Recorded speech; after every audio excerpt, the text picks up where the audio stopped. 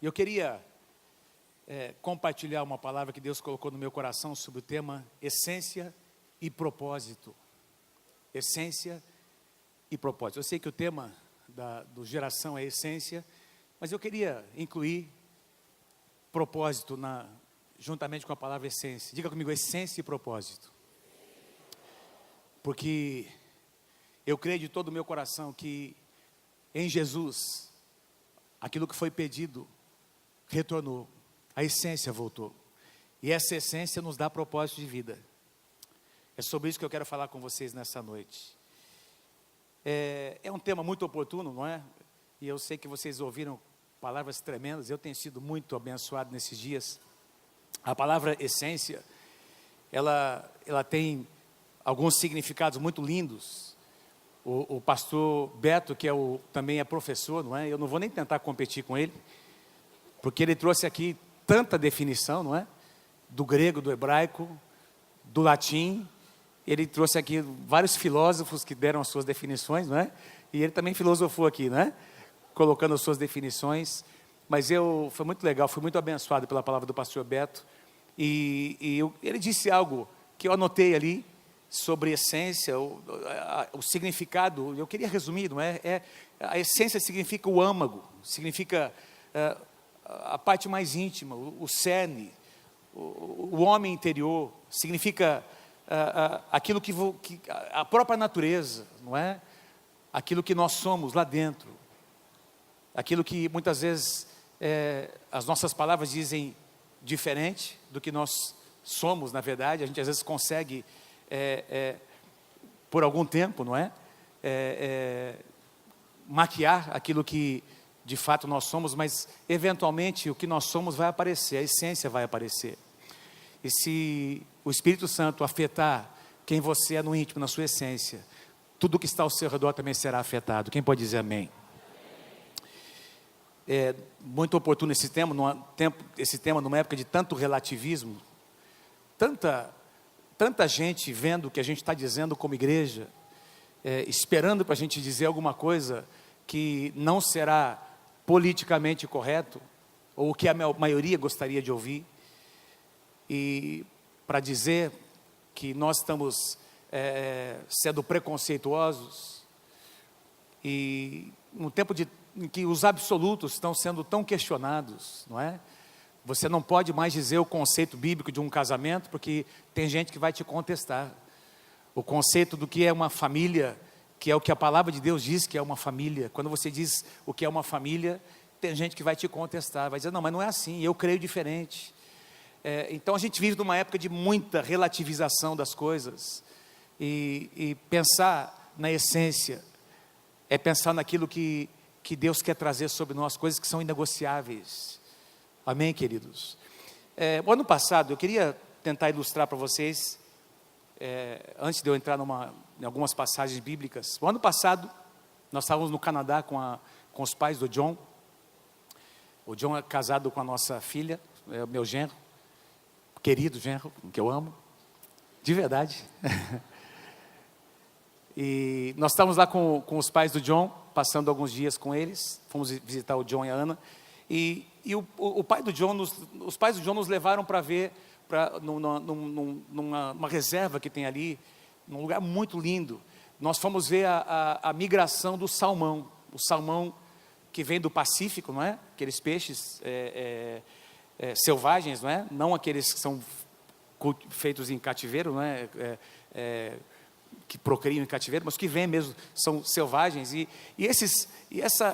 nós vimos essa migração de salmões ali, num daqueles rios, são diversos lindos rios que tem ali, e conversamos, nós conversamos com alguns cientistas que estavam ali, o pessoal que cuidava daquele parque, eles estavam explicando como que funciona a migração, não é? Todo ano, numa determinada época, milhões de salmões sobem pelo rio, e eles vêm exatamente no rio onde eles nasceram. Eles procuram a nascente daquele rio, exatamente onde eles mesmos nasceram, e passam por diversos obstáculos, cachoeiras, enfim, até chegar naquele lugar para desovar, e essa é a missão da sua vida. Eles desovam e morrem depois disso. E o ciclo de vida do salmão, se não me engano, é de 2 anos, segundo o que eles disseram. Depois de 2 anos eles retornam pelo mesmo rio, pelo mesmo lugar, e vão desovar exatamente no mesmo lugar, e os cientistas não conseguem explicar esse fenômeno. Simplesmente eles dizem que faz parte do DNA daquele peixe, ele foi programado por aquilo, ele foi programado pelo próprio Deus. E os homens não conseguem explicar.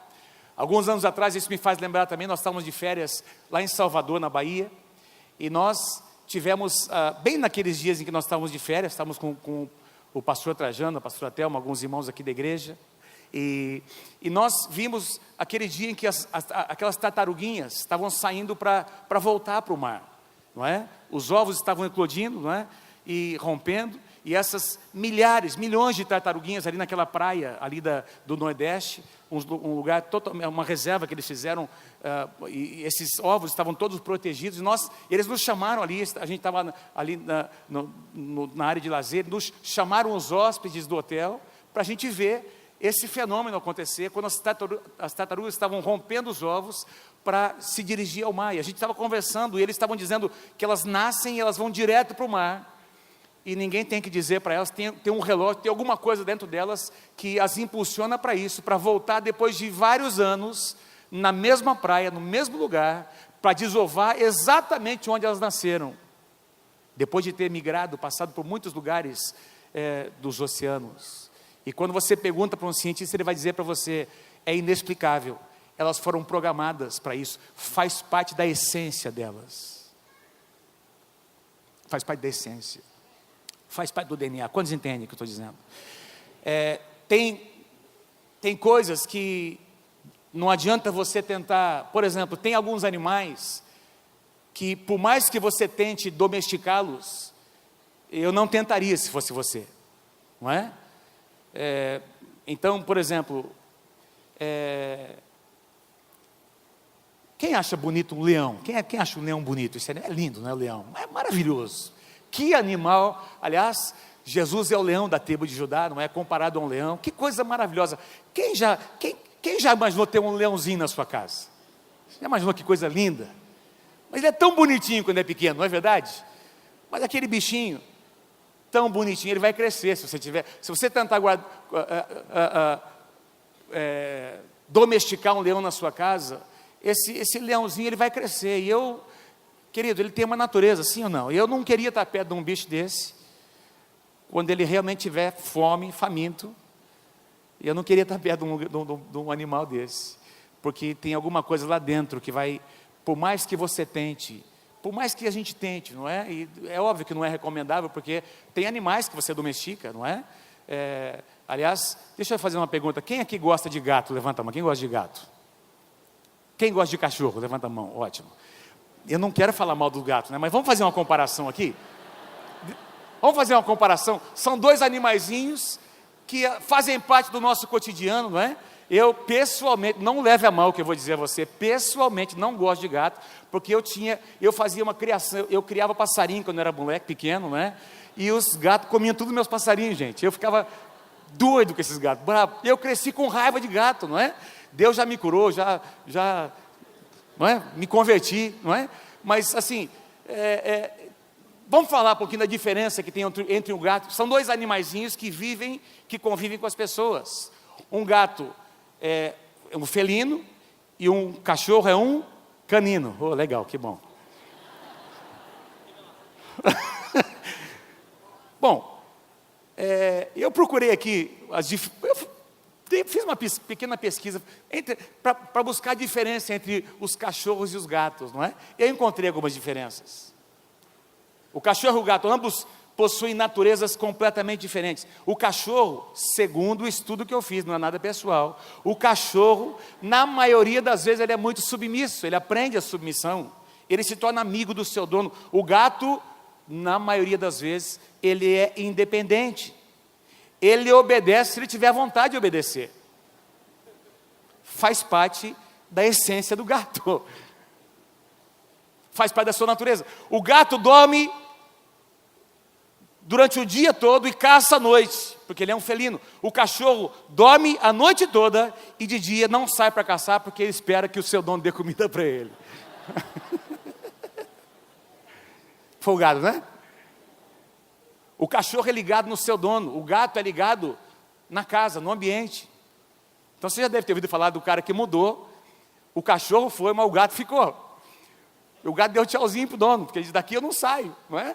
Porque o gato é ligado no lugar e não na pessoa. Pode ser que tenha exceções, mas é isso que não é nada pessoal, meus irmãos. Eu achei esse negócio aqui, estava pesquisando, não é?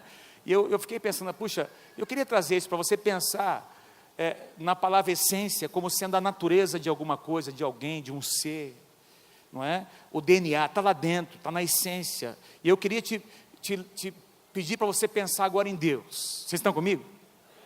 Vamos pensar em Deus, na essência. Pensa na palavra essência e relaciona isso com Deus, com esse Criador, ser Criador dos céus e da terra.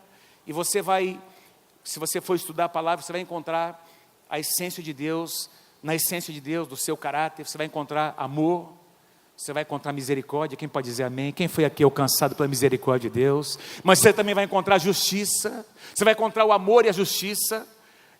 As duas acontecendo simultaneamente, no mesmo tempo, em perfeito equilíbrio. Você vai encontrar um ser completamente imparcial, um ser que é grande, que é perfeito, mas você vai encontrar alguém que é constante, que é coerente. Você vai encontrar alguém que tem um compromisso com a sua palavra. E é por isso que a palavra de Deus diz que Deus não mente, Ele não é homem para mentir, não é filho do homem para se arrepender. Se Ele prometeu, se Ele lançou uma promessa sobre a tua vida, é certo que Ele vai cumprir essa promessa, porque Deus tem um compromisso com a sua palavra. É a natureza de Deus, é a sua essência. Deus não muda. O livro de Tiago, capítulo 1, versículo 17, diz que em Deus não há variação ou sombra de mudança, o que significa que o nosso Deus é um Deus totalmente confiável. Totalmente confiável. Quando você conhece, quando você estuda a palavra, você então penetra e começa a conhecer quem Deus é, você entende o seu caráter, e você entende o que é adoração. Não depende do que Ele faz, do que Ele te dá, se a resposta vem do jeito que você quer, ou no tempo que você quer. Simplesmente você entende que Ele é Deus, e sendo Deus Ele merece ser adorado. Ele é uma pessoa totalmente confiável. Totalmente confiável, faz parte da essência de Deus. Eu amo demais Salmo capítulo 91, versículos 1 e 2. O que habita no esconderijo do Altíssimo e descansa à sombra do Onipotente, diz ao Senhor, meu refúgio, meu baluarte, a minha fortaleza, Deus meu em quem eu confio. Nós cantamos agora há pouco essa linda canção que Deus deu para o Paulinho, não é? Que diz, como é que é o refrão, a frase que a gente repete? É essa da promessa? Não, eu sei, mas no finalzinho. Não é, aquela que repete a frase mais linda. Me lembrarei, me lembrarei. Me lembrarei, diga assim, eu me lembrarei. Quando você caminha com Deus, seja onde for que você estiver, em que situação você estiver passando, você vai se lembrar de quem é Deus, porque você conhece a essência do que Ele é. Louvado seja o nome do Senhor. E agora, vamos pensar no ser humano, na essência do ser humano. Amei demais, achei lindo demais a palavra que o pastor Wagner ministrou ontem à noite. Que palavra poderosa, sobre a maneira como Deus formou o homem. Nós somos seres criados pelas mãos do próprio Deus. Interessante, sempre, tudo que Deus criou, Ele criou declarando, verbalizando, haja luz, haja firmamento, estrelas, mares, terra. Deus foi declarando, o homem, o ser humano foi a única criação que Deus usou as suas mãos para fazer. Deus tocou. E aí o pastor Wagner fez aqui uma aplicação linda, que a palavra ali no hebraico, ela traz essa ideia do oleiro que faz, que molda o barro. Não é isso, Wagner, que você falou? Que mexe, que molda. E esse barro vai ganhando forma. E quando Deus criou o homem, meus queridos, Deus colocou a essência dele dentro do homem. Eu vou, antes de ler um versículo lá em Gênesis, interessante que todo mundo que pregou aqui na conferência, todos os preletores, pregaram sobre o livro de Gênesis. E eu queria, daqui a pouquinho, ler um versículo de Gênesis, mas eu quero ler primeiro um versículo que está aqui em 1 Coríntios, capítulo 15, versículo 45. Deixa eu dizer uma coisa a você nessa noite. Prepara o seu coração. Deus quer fazer algo especial nessa noite no teu coração. Quem está comigo, diga amém. Fala assim para quem está pertinho de você. Prepara o seu coração. Deus vai fazer algo especial no teu coração nessa noite. No final, presta atenção, no final dessa palavra, nós vamos ter 5 minutos intensos de clamar. Nós vamos aqui orar em línguas. Pastor, eu não sou batizado no Espírito Santo. Então você vai ser hoje à noite. Você vai ser daqui a pouquinho, você vai ser. Nós vamos ter um tempo aqui de clamar, de entrar na presença do Senhor, e Deus vai vir, a presença de Deus virá sobre a tua vida nessa noite de uma forma muito especial. Quem crê, diga amém. Acompanhe comigo aqui, 1 Coríntios 15, 45, pois assim está escrito, Paulo diz, o primeiro homem, Adão, foi feito alma vivente, na tradução NVI, um ser vivente. O primeiro homem, Adão, foi feito alma vivente. O último Adão, porém, é espírito vivificante. O primeiro Adão, primeiro homem, Adão, alma vivente. O último Adão, espírito vivificante. 2 homens diferentes, que viveram nessa terra como homens. 2 homens, 2 naturezas, que estabeleceram 2 padrões, 2 propósitos. E o propósito da minha palavra nessa noite é te fazer lembrar de que nós agora temos um novo modelo, que é o segundo Adão. Mas deixa eu falar um pouquinho sobre o primeiro, aquele que foi criado, que foi ministrado aqui, o primeiro Adão, lá no Éden. O primeiro ser humano criado e formado pelas mãos de Deus.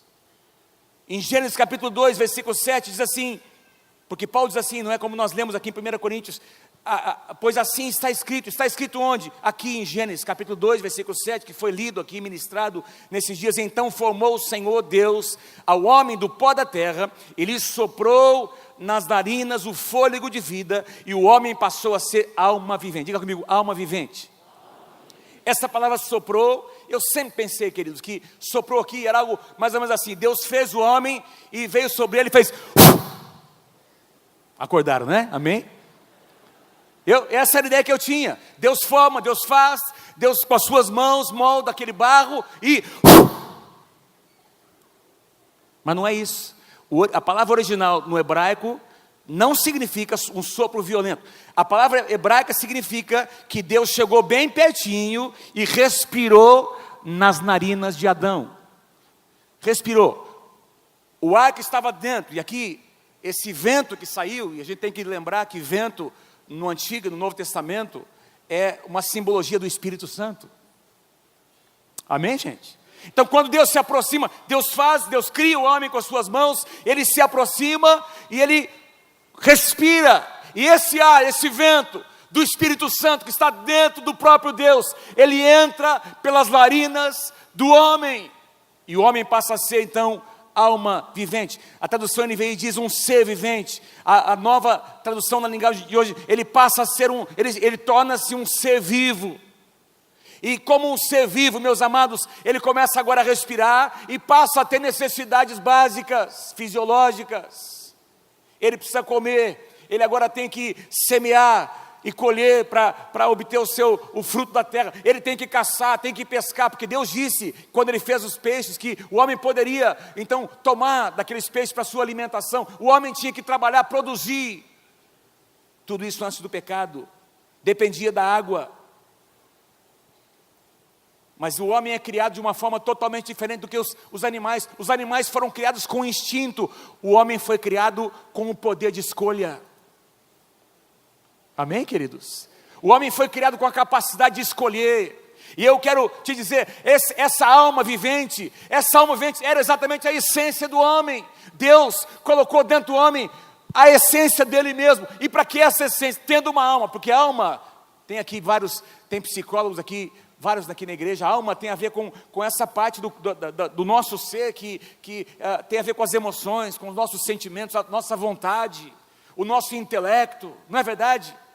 aquilo que traz, que define a nossa personalidade, tudo isso faz parte da nossa alma, e tudo isso, o homem já tinha emoções, já tinha sentimento, já tinha vontade, já tinha intenções, havia um homem interior, mas esse homem interior de Adão e Eva estavam tomados pela essência de Deus, e por isso, meus queridos, era necessário este homem estar constantemente com Deus. Por quê? Porque a alma do homem, a nossa alma, precisa estar próxima de Deus, senão ela se corrompe, senão a essência é perdida. Por isso Deus vinha todos os dias para conversar, para ter comunhão. Por quê? Para alimentar essa essência, para manter essa essência que tinha sido transferida do próprio Deus. Eu escrevi uma frase aqui, quero que você repita comigo, diga assim comigo: a essência do ser humano. Vamos lá, bem forte. A essência do ser humano estava alinhada com Deus, e isso trazia propósito para a sua existência. Então, a essência do ser humano estava alinhada com Deus, e isso trazia propósito para a sua existência. A Bíblia não diz quanto tempo quanto tempo Adão e Eva viveram sem pecar, não é? Talvez décadas. Eu acho que foram, no mínimo, algumas décadas em que Adão e Eva desfrutaram, em que essa essência foi mantida. Mas no dia em que o pecado entrou, no dia que o homem exerceu o seu livre-arbítrio para desobedecer, a essência foi afetada, foi corrompida, totalmente corrompida. A alma, essa alma vivente tornou-se uma alma caída. Diga comigo, uma alma caída. E é por isso que Jeremias diz que o coração do homem é corrupto. O nosso coração é corrompido, queridos. A nossa alma é uma alma caída. A essência foi afetada. Sem Deus, sem a atuação do Espírito Santo, a nossa alma, o nosso coração, ele é enganoso. Qual era a solução? A solução era o segundo homem. Lembra do primeiro homem? O primeiro homem era o primeiro Adão. A solução era Deus enviar um segundo homem. Nós lemos aqui em 1 Coríntios 15, 45, está lá em cima. O último Adão. O último Adão.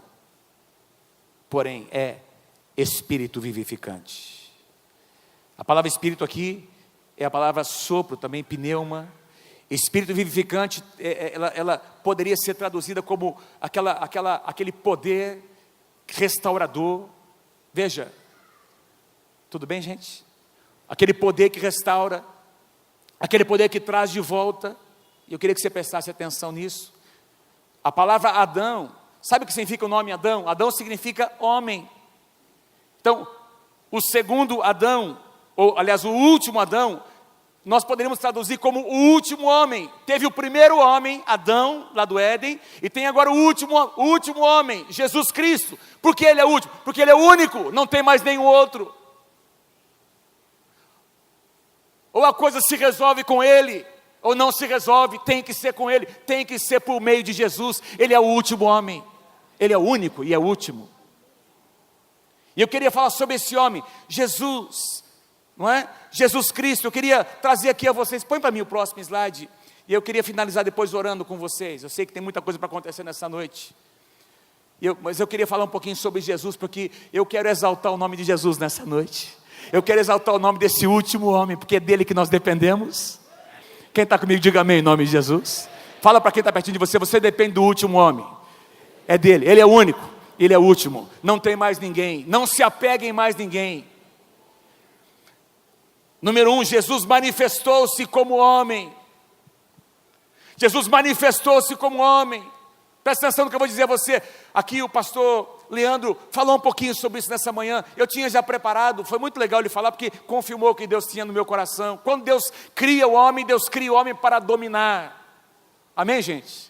Para exercer o seu domínio, para representar Deus na terra. Aí este homem falha, a única possibilidade, porque Deus respeita aquilo que Ele mesmo estabelece. Não podia ser um anjo, não podia ser o Espírito Santo, tinha que ser Deus em forma de homem, para ter legalidade. Assim como um homem pecou, um homem tinha que ser vitorioso. E aí Jesus vem como filho de Deus, mas também como filho do homem. ele se manifesta. O homem havia perdido a sua autoridade. Quando Jesus é tentado no deserto, Mateus capítulo 4, o que é que o diabo diz? Se você se prostrar e me adorar, o diabo levou Jesus lá para o pináculo do templo. Se você se prostrar e me adorar, eu vou te dar o domínio sobre todos esses reinos, porque esse domínio me foi dado, essa autoridade me foi dada, e eu vou entregar a você. Quem é que deu essa autoridade? Adão entregou essa autoridade, porque Deus nunca perdeu sua autoridade. Adão te entrega a sua autoridade, mas Jesus não veio negociar com Satanás. Louvado seja o nome do Senhor. Jesus veio para destruir as obras do diabo, e ele veio como homem, e como homem ele venceu. A Bíblia diz em Filipenses 2, que sendo Deus, ele se esvaziou, assumiu a figura humana, humilhou-se até a morte, e por isso mesmo Deus o exaltou sobre a madeira. Quem aqui é grato? Porque Deus, um dia, tornou-se homem. Diga amém em nome de Jesus. Louvado seja o nome do Senhor. É muito importante isso. Jesus, olha, deixa eu falar uma coisa para você, presta atenção no que eu vou dizer. Lá na época da tenda, você vai ouvir algumas dessas histórias no livro do pastor Samuel e da pastora Lígia. Era uma época em que tinha muitas manifestações de pessoas endemoniadas. Nós temos alguns irmãos que estão aqui até hoje que foram libertos nessa época. E eu me lembro de uma frase que meu pai dizia, uma declaração baseada na palavra. Quando tinha ali, ele vai lembra pastor Samuel? Eu lembro disso aqui. Ele falava, ele trazia essa pessoa, começava a conversar com essa pessoa que estava oprimida e pedia para ela repetir assim: Jesus Cristo, repete assim comigo: Jesus Cristo veio em carne para desfazer e destruir as obras do diabo. Gente, quando o pastor Samuel dizia para a pessoa repetir: Jesus Cristo veio em carne, porque Deus tornou-se homem, Jesus Cristo veio em carne para destruir as obras do diabo, o capeta ficava doido. Mas o bicho ficava, estribuchava, manifestava, mas saía, para a honra e glória do Senhor, saía reconhecendo que Jesus veio em carne para desfazer, para destruir as obras do diabo.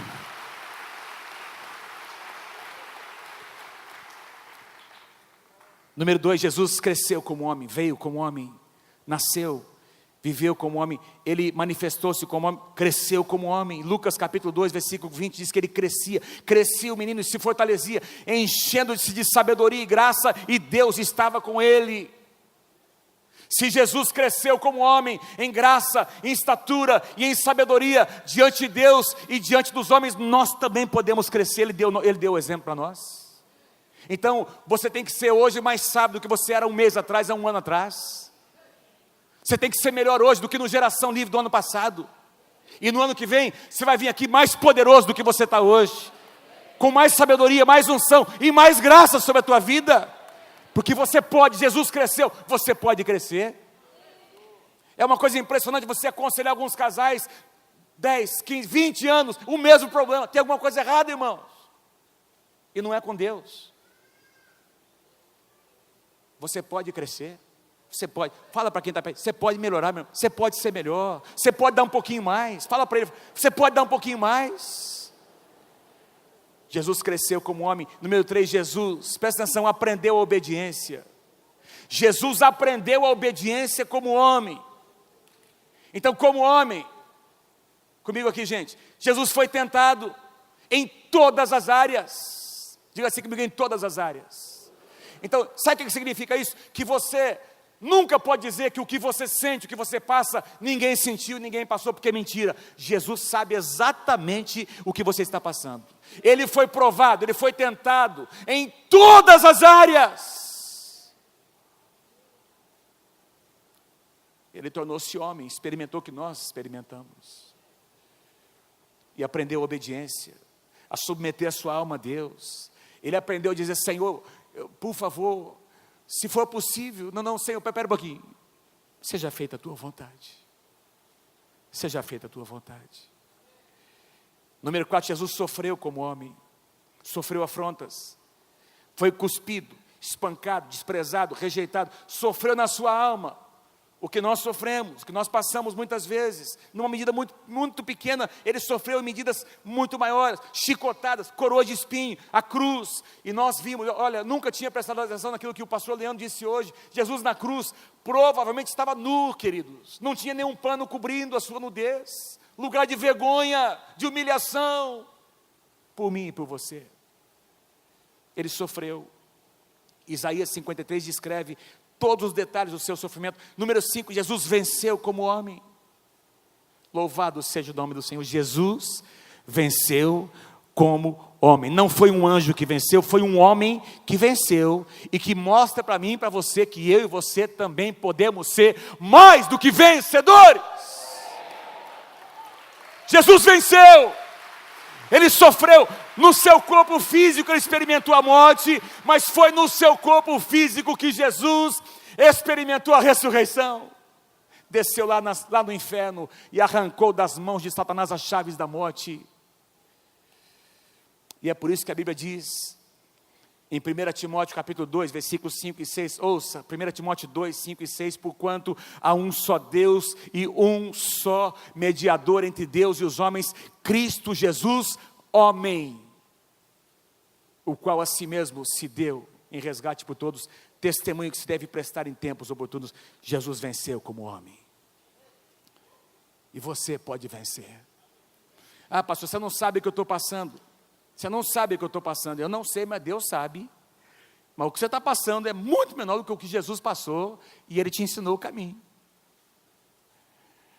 Teu casamento pode ser melhor. Diga amém se você crê.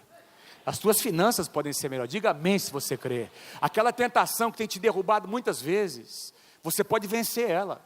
Ou vencê-la, melhor dizendo. Aliás, o apóstolo Paulo diz que Deus jamais vai permitir uma tentação além da sua capacidade, além dos seus limites, da capacidade que Ele vai suprir para você vencer aquela situação. Agora, espera um pouquinho, você está numa época onde tem aí os desfiles de carnaval acontecendo, e você liga a sua televisão, e tem coisa ruim passando lá, não é? E você vai sentar na frente da televisão e vai dizer, puxa, mas que coisa terrível isso aqui. Meu Deus do céu, olha que coisa terrível que é isso. Mas olha só que coisa terrível que é isso aqui. Que coisa horrível que é isso aqui. Você vai cair, meu irmão. Sabe por que José venceu a tentação? Porque ele se preparou antes da tentação. Antes dela acontecer, ele se preparou, e quando ela veio, ele sabia exatamente o que fazer. Então um adultério não começa na cama, começa com uma conversa fiada. Começa com uma mensagem enviada de maneira indevida, uma brincadeira indecorosa, uma brincadeira indevida. Começa com coisinhas pequenas. Agora, se Jesus venceu como homem, você pode vencer em nome do Senhor Jesus. Se você se posicionar, você vai vencer essa tentação, você vai sair vitorioso dela.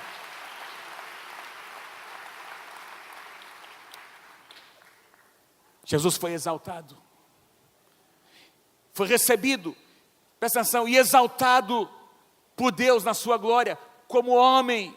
Gente, presta atenção, Jesus, quando, ali em Lucas, aliás em Atos capítulo 1, no finalzinho, quando Jesus está subindo, Ele sobe com o seu corpo glorificado, com o seu corpo glorificado. Em Romanos 8 diz que ao subir aos céus, Deus lhe deu um lugar especial, à sua destra.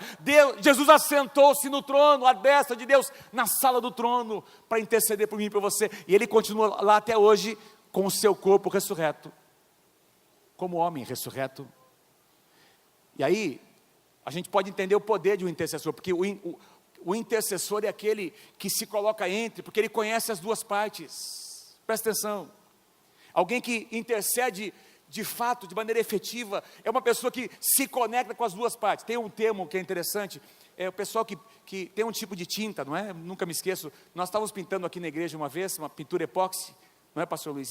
A pintura epóxi funciona assim, são dois ou três elementos, que eles sozinhos, se você colocar esses 2 ou 3 elementos, eles não se misturam. Mas quando você coloca um elemento chamado catalisador, ele tem as mesmas propriedades de todos os outros, ele consegue conectar. Está errado o que eu falei? Oi? Ah, ok, tá bom.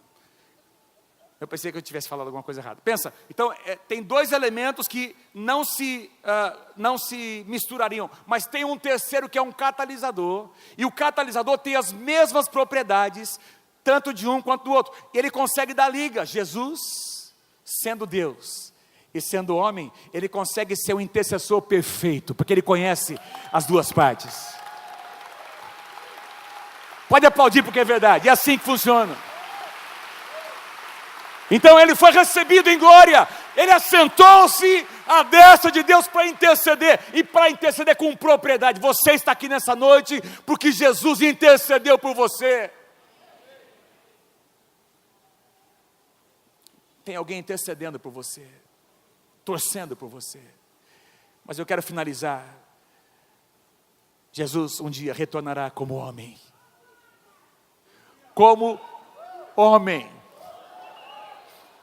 E a minha Bíblia, a sua Bíblia dizem que todo olho o verá. Aqueles dois anjos, quando Jesus está subindo ali, não é? Com os discípulos olhando, esses dois anjos dizem: por que vocês estão olhando? Da mesma forma como vocês estão vendo Jesus subir, ele virá um dia do mesmo jeito. E a sua Bíblia, a minha Bíblia dizem que assim como o relâmpago que sai do Oriente se mostra do Ocidente, assim há de ser a vinda do Filho do Homem. Filho do Homem.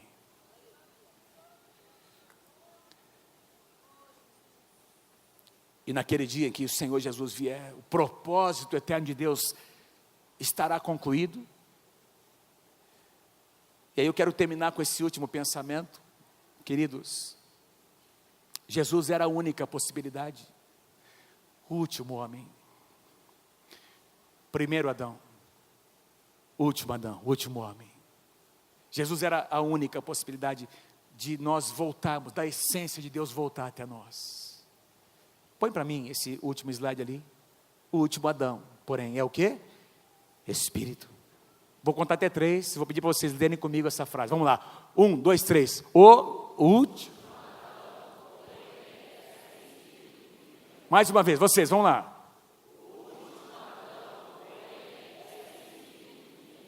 Espírito vivificante, espírito que traz vida, que renova o que estava morto, que faz renascer o que não tinha vida, que restaura a essência. É pelo Espírito. É pelo Espírito, meu irmão, minha irmã, é pelo Espírito Santo. Não é possível voltar à essência sem a atuação do Espírito Santo em nós. E é por isso que Jesus, ao ser elevado aos céus, pouco antes, ele diz assim: olha, esperem em Jerusalém, não façam nada.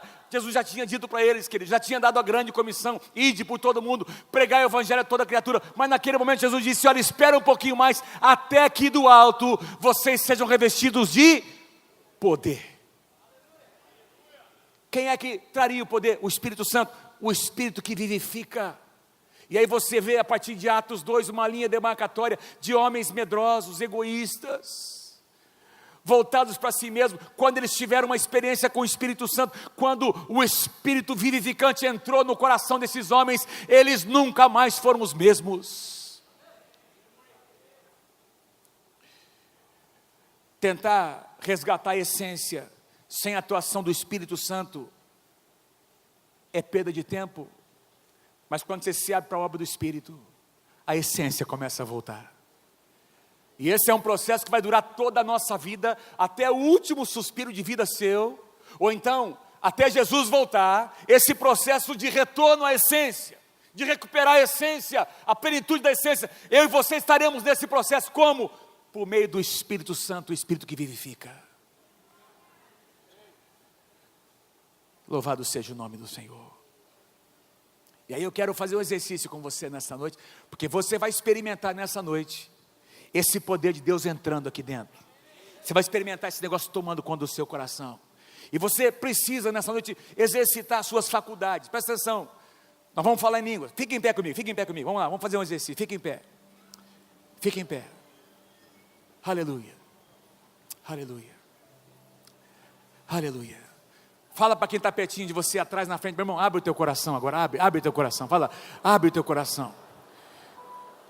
Diga assim, porque o Espírito Santo vai tomar conta do teu coração agora. Então, ninguém vai, se você está abraçado, desabraça.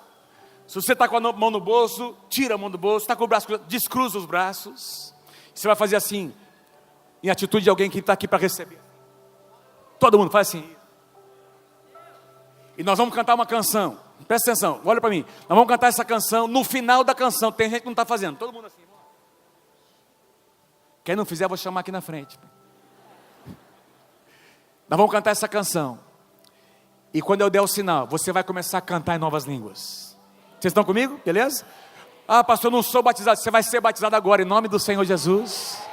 Você vai falar em línguas nessa noite. Se você nunca falou, apenas abre o seu coração. O rio de Deus está correndo neste lugar. Entra no rio de Deus. Deixa o Espírito Santo te tomar. E quando eu der a voz de comando, nós vamos ficar pelo menos 5 a 10 minutos falando em línguas. Cantando em línguas. Cantando em línguas. E alguma coisa vai acontecer aqui dentro do seu coração. Você vai perceber esse Espírito vivificante tomando conta da sua alma, do seu coração, trazendo propósito para a tua vida e trazendo, mais importante, a essência da própria presença de Deus. Quem está comigo, diga amém. Assim, faz assim com as mãos. Canta, vamos lá, canta. Paulinho. Aleluia. Ora mamassada macalabassa.